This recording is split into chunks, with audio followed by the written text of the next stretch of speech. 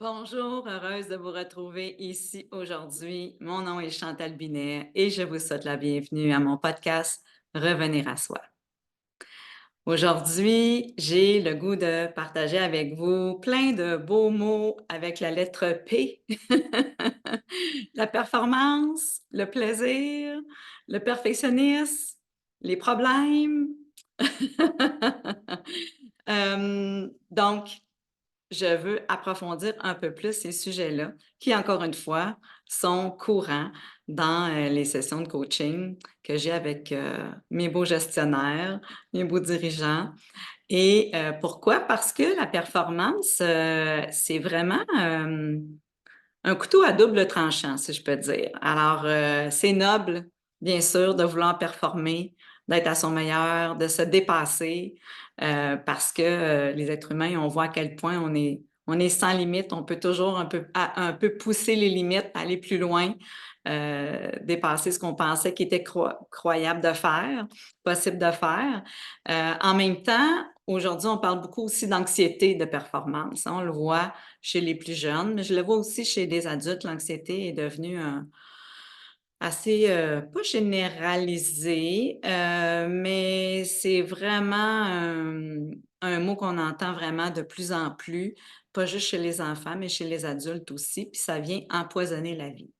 Donc, la performance, encore une fois, je reviens souvent à ça, mais en Amérique du Nord, hein, on a des valeurs, très ancrées sur la réussite, et on peut facilement tomber dans le jugement quand on ne se sent pas performant ou quand on voit que des gens ne sont pas performants, surtout en milieu de travail, et on valorise la performance avec des bonus, avec des récompenses, avec des promotions. Alors, donc c'est un incitatif très fort. Puis, dès l'école, hein, on commence avec des bulletins où est-ce qu'on est mesuré. Puis c'est correct, on a besoin de certaines balises, certains outils pour ben, évoluer, si je peux dire, et atteindre des nouveaux sommets.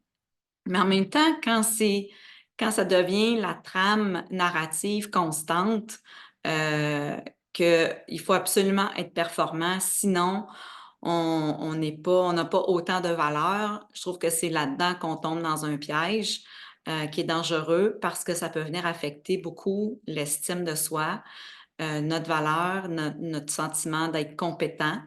Alors, et la performance ne veut pas toujours dire que je suis compétent. Curieusement, ça veut pas dire parce que je suis pas performant que je suis pas compétent. Donc il y a plein de nuances à amener par rapport à ça. Puis aussi, la performance est souvent liée au mot réussite. Alors, c'est normal que quand à chaque tranche d'âge, dans notre quinzaine, dans notre adolescence, dans notre vingtaine, notre trentaine, notre quarantaine, qu'on ait des balises de réussite.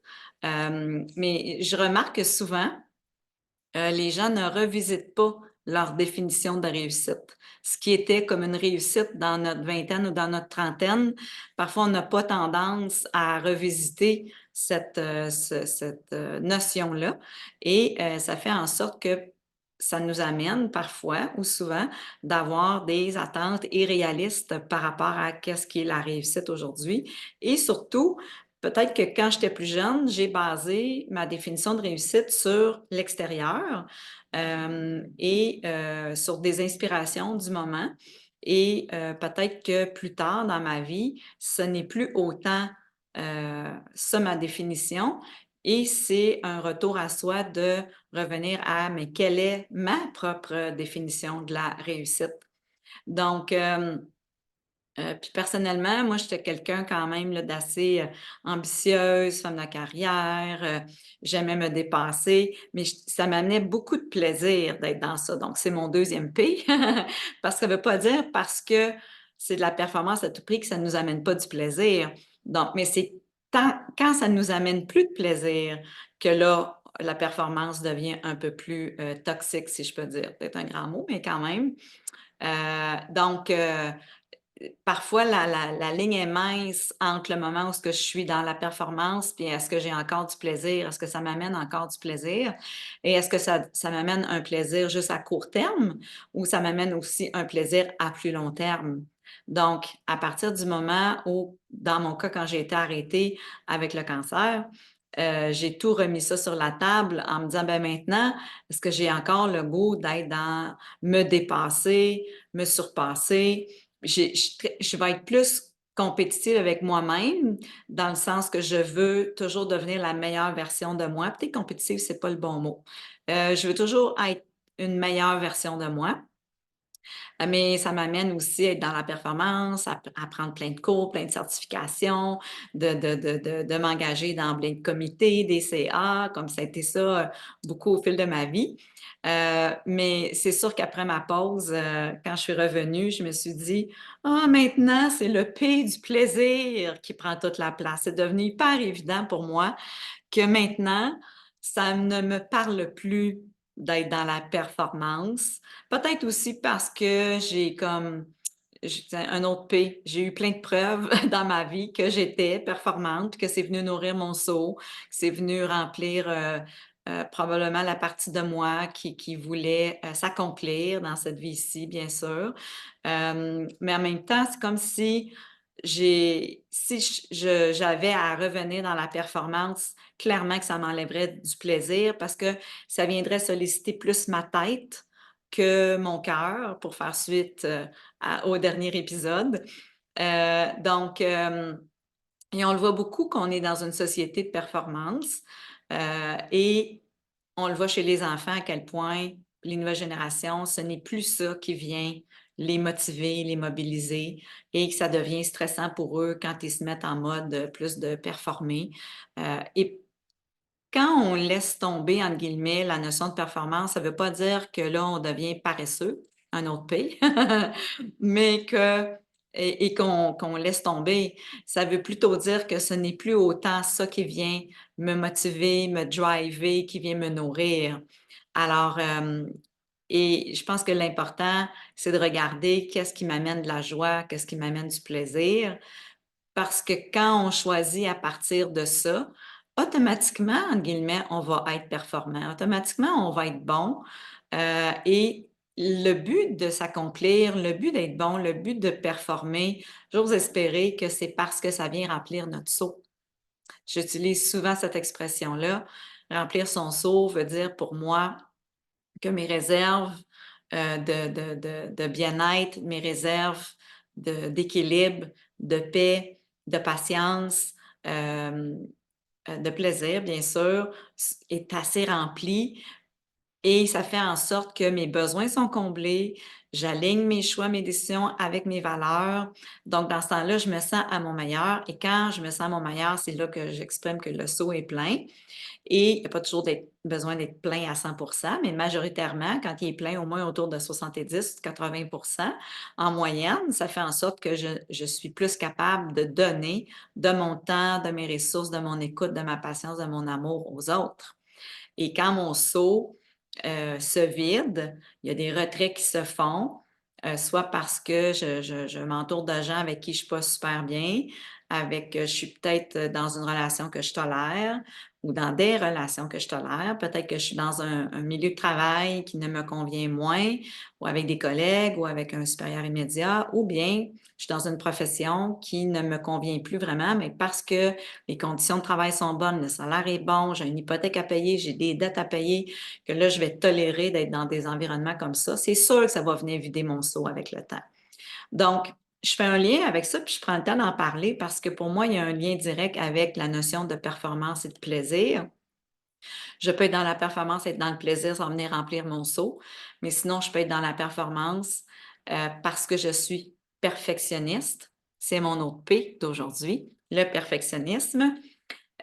Parce que je veux être bien vue, parce que ça vient nourrir le besoin de mon ego, que les autres me reconnaissent, que les autres me valorisent, que les autres m'estiment, que les autres considèrent que je suis quelqu'un de wow ou de bien ou que, ça va me donner des titres dans la vie et je viens nourrir des étiquettes de parce que je ne veux pas être mal vue par mon environnement.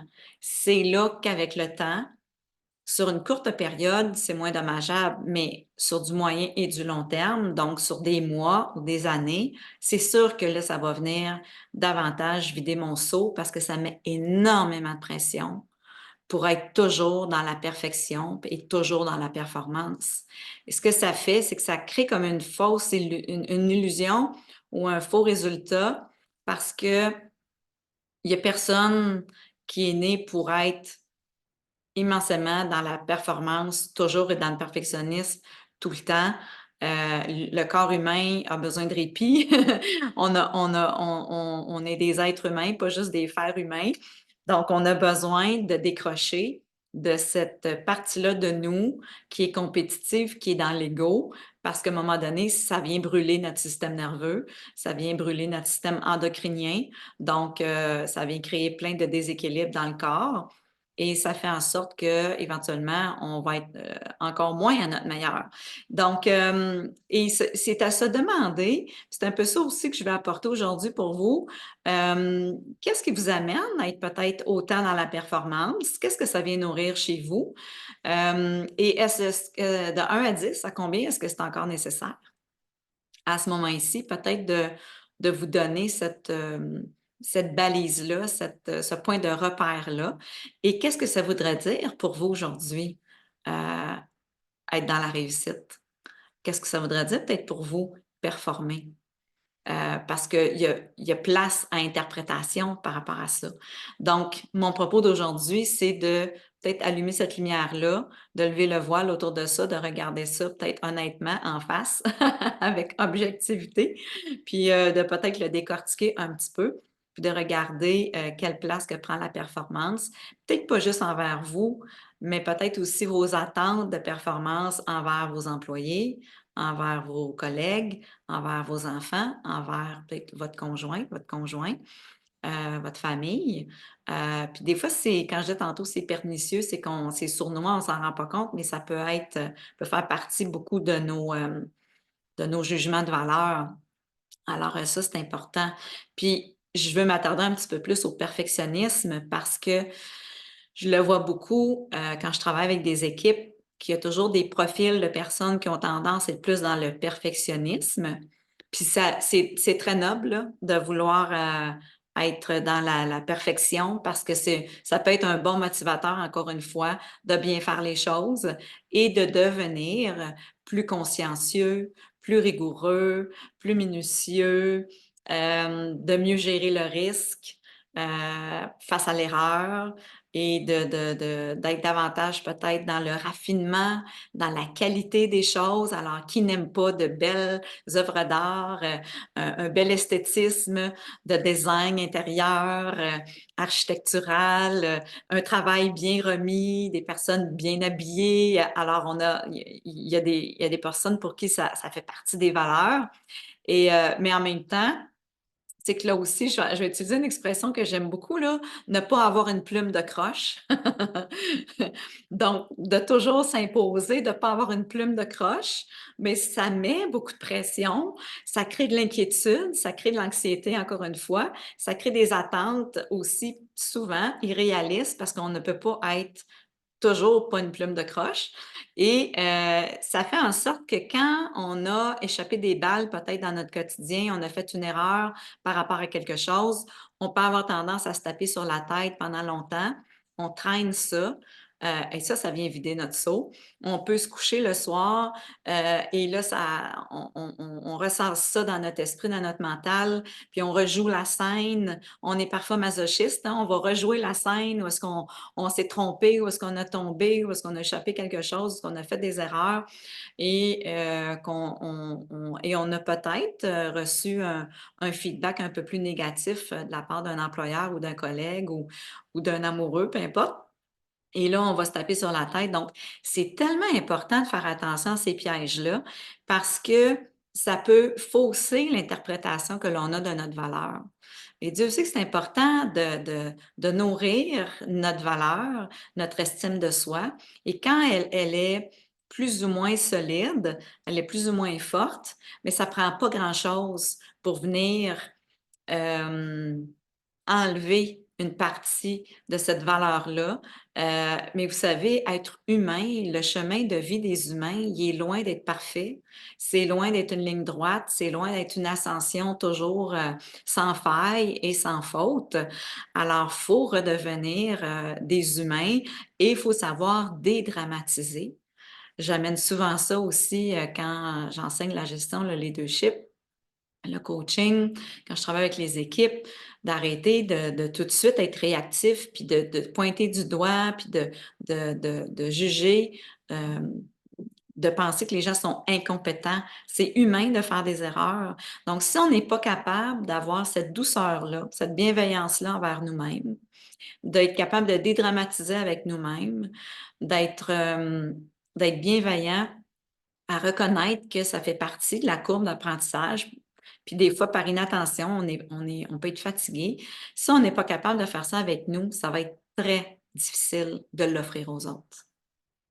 Alors, c'est important de revenir vers vous, de vous regarder, de vous observer et est-ce que vous êtes plus du style intransigeant, à juger rapidement et à vous faire vous-même des jambettes, si je peux dire, parce que ça vient vraiment vous impacter. Ça vient impacter votre système nerveux qui, avec le temps, quand on est toujours dans l'anxiété de performance ou d'être parfait, c'est que ça vient nous amener dans un état de survie.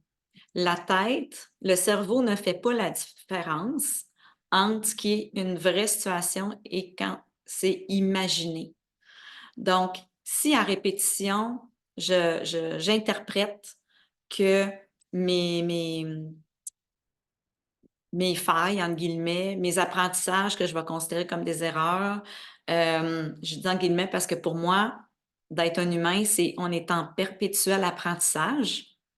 Donc, une erreur, c'est juste une opportunité d'apprendre. Donc, si à répétition, je tombe dans ce jugement-là et je me tape sur la tête, c'est certain que je deviens l'opposé de mon meilleur allié et ça fait en sorte que je m'envoie le message que je suis en danger. Et, euh, et c'est là que la tête ne fait pas la différence. C'est-tu un réel danger ou c'est pas un réel danger? Donc, quand ça vient juste de ma tête, ça vient juste d'une pensée, euh, une pensée, ça n'existe même pas. C'est invisible, une pensée. Comment je peux créer, les humains, on est très, très imaginatifs. On peut être assez Joe McQueen aussi. On a tendance à amplifier et dramatiser euh, les erreurs, les oublis. Et là, on est encore plus là-dedans, la société en général. On est très polarisant. Hein? On divise euh, les bons des moins bons, les fins des pas fins. On crée toujours des clans. Donc, c'est important de revenir à ces nuances-là, puis de reprendre conscience de comment je me parle, comment je me traite, puis c'est quoi mes attentes envers moi, puis est-ce que je suis capable de me détacher, d'être toujours dans la performance, d'être toujours dans la perfection. Donc, pour moi, c'est important parce que je ramène la notion de plaisir, la notion de paix, mon autre paix, la paix. Comment est-ce que je peux ramener plus de paix dans mon esprit pour calmer justement mon système nerveux, calmer mon anxiété, calmer mon inquiétude qui est devenue peut-être un automatisme, qui est devenu une seconde nature, mais qui à la base, on ne vient pas au monde inquiet, on ne vient pas au monde anxieux. On apprend ça. C'est des comportements qui sont appris. Et plus je le vois autour de moi, plus je le prends comme pour du cash, pour vrai, ben plus je vais m'en approprier, plus je vais penser que c'est ça la vérité, la réalité, tandis que on n'est pas fait de ça, on apprend ça. Alors comment est-ce que je peux désapprendre à me mettre tant de pression, un autre P, c'est pas prévu celui-là. Comment je peux apprendre à m'enlever de la pression et de revenir, encore une fois, qu'est-ce qui m'amène plus de paix? Est-ce que de me parler comme ça, est-ce que de penser à ça, est-ce que d'anticiper ça, ça m'amène dans la paix? Est-ce que ça m'amène dans le plaisir? Est-ce que ça vide mon seau? Ouf, arrêtons ça et remplaçons ça par, tu C'est quoi les phrases que je vais me dire? C'est quoi le discours que je dois me réapprendre? Qu'est-ce que je dois désapprendre pour réapprendre? Qu'est-ce que je dois transformer dans mon narratif intérieur et même celui aux autres aussi? Parce que si je fais ça avec moi, je le fais avec les autres aussi. Et c'est pas comme ça qu'on vient motiver quelqu'un et qu'on vient mobiliser quelqu'un et qu'on vient créer des relations qui sont solides, qui sont de confiance et qui sont durables. Alors observez aussi, est-ce que vous avez tendance à vider le seau des autres ou vous avez plus tendance à remplir le seau des autres? Donc, donc comme on dit, food for thought, nourriture pour l'esprit. Et comme à toutes les fins d'épisode, je veux partager avec vous quelques questions pour faire place à la coach en moi. Donc, où est-ce que je suis invitée à être moins dans la performance en ce moment? Quand vous regardez vos sphères de vie, quand vous regardez votre quotidien, où est-ce que vous sentez qu'à ce moment-ci, peut-être que c'est plus autant le temps d'être dans la performance? Ce serait quoi les impacts positifs pour vous d'être moins dans la performance? Qu'est-ce que ça changerait dans votre vie? Ensuite de ça, de quoi ai-je besoin pour davantage être dans le plaisir? Qu'est-ce qui vous permettrait de ramener plus de plaisir dans votre quotidien, dans vos sphères de vie? Qu'est-ce que vous devez enlever pour faire de la place au plaisir? Et finalement, comment pourrais-je ramener davantage de paix à l'intérieur de moi? Quelles nouvelles pratiques que je pourrais faire pour amener davantage de paix? Aussi simple et banal, je vous donne un petit exemple. Personnellement, moi, j'ai observé que quand j'étais beaucoup dans la performance, parce que je voulais vraiment bien faire, j'avais tendance à couper ma respiration. Je respirais comme juste des épaules. C'est comme si c'était bloqué au niveau de la tête, puis j'ai eu beaucoup, beaucoup de migraines dans ma vie. Donc, je me rendais pas compte que je coupais ma respiration. Mon corps était comme plus en survie, dans le serré, ma tête était serrée, et je respirais pas pleinement. Je respirais pas profondément. D'autres P, pleinement et profondément. Donc, ça pourrait être juste ça, une pratique. Là, je vais être tannante, un autre P avec pratique, c'est fascinant aujourd'hui, ça me surprend moi-même. Mais peut-être c'est comme ça que vous allez vous en souvenir plus facilement, de pratiquer la respiration profonde. Juste ça, ça permet au système nerveux de se déposer, de revenir dans le moment présent, de s'apercevoir qu'il n'y a pas un lion qui est en train de vous courir après, que c'est pas parce que vous n'êtes pas en train de performer et d'être parfait, que vous êtes en danger. Juste respirer profondément, c'est fou à quel point c'est une forme de méditation, si on peut dire, ou est-ce que ça coupe la pensée? Je ne peux pas respirer en même temps que je pense. Comme quand je respire vraiment consciemment, profondément, ce que ça fait, c'est que ça arrête la pensée de se manifester dans notre esprit. Donc, je reviens pleinement que dans mon corps. Donc, ça fait un lien avec l'épisode dernier quand je vous invitais à être davantage dans votre corps et moins dans la tête.